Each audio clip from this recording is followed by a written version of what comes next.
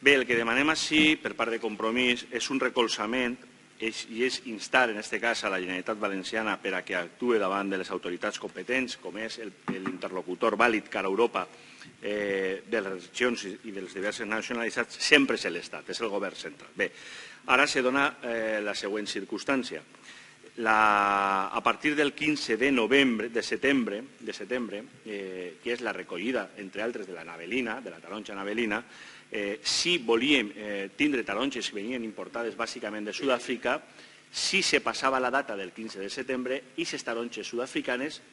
tributaven. Se ficava un arancel com a protecció de la taronja valenciana. Bé, recentment, el Parlament Europeu, amb els vots en contra dels europarlamentaris valencians, però a favor de la resta d'europarlamentaris espanyols i de la resta d'Europa, han aprovat que no, que aquesta mesura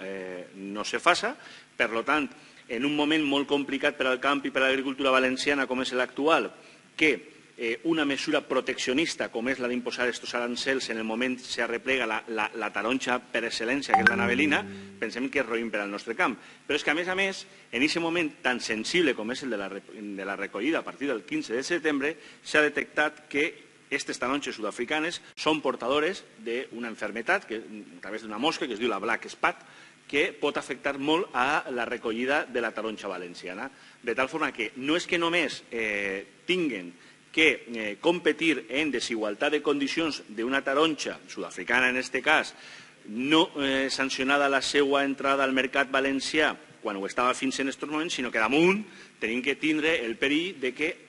puguen no vindre amb el certificat fitosanitaris corresponents i damunt contaminar a la taronja que s'està replegant en aquests moments. Per tant, el que demanem és que s'inste a la Generalitat a compensar econòmicament de mantindre aquesta llevada de l'arancel econòmicament als agricultors valencians, que s'establisquen nous mercats de venda de la taronja valenciana mitjançant polítiques europees,